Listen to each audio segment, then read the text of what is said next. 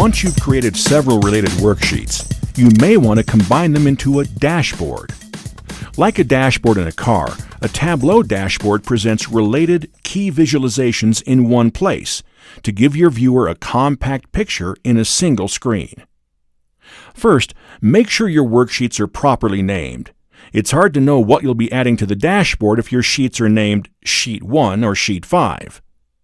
Then, create a new dashboard with the drop-down menu option by right-clicking on a Worksheet tab and choosing New Dashboard, or by clicking the new Tableau 8 Dashboard tab. If you've used earlier versions of Tableau, you'll notice that dashboard options on the left side of the screen have changed. You now have tiled and floating choices.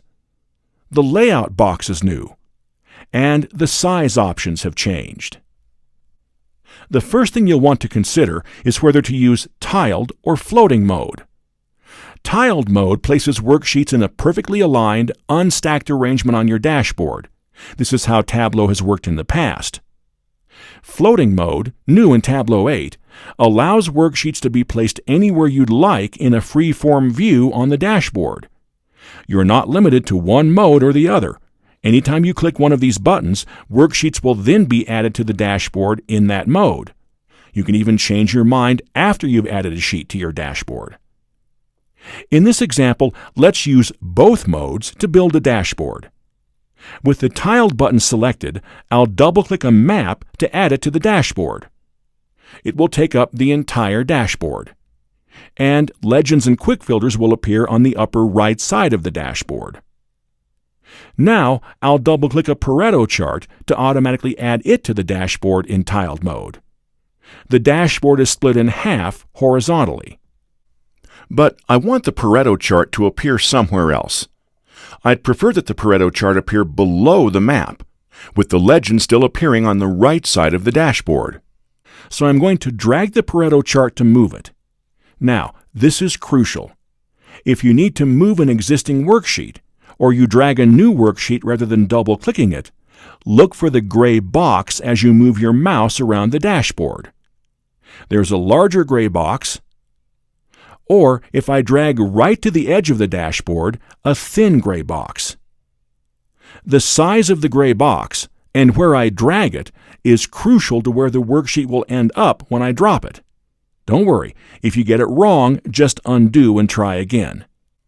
I'll look for the gray box under the map on the left and drop. Now the Pareto appears where I want. Now I'll drag a bubble chart to the lower right. Look at the gray box. I want the bubble chart to appear on the bottom right alongside the Pareto chart. If I look at the map, I see some white space, open water, where I'd like to show the profit color legend. But in tiled mode, a legend can't appear on top of its worksheet. Well, with Tableau 8's new floating mode, my problem is solved.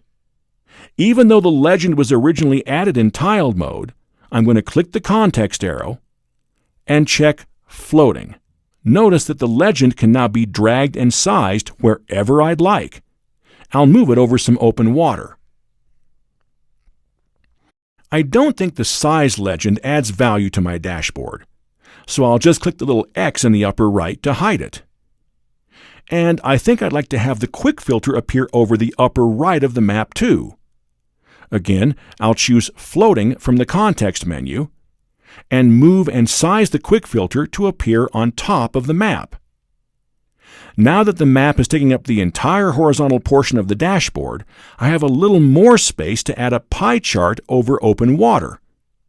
I want to use floating mode, so I'll click that button, and then drag the pie chart right over the map. I'll need to fit entire view and size the pie chart to properly fit. You can see the benefit of both tiled and floating worksheets in Tableau 8. Now, your dashboards can be even more flexible and powerful than ever.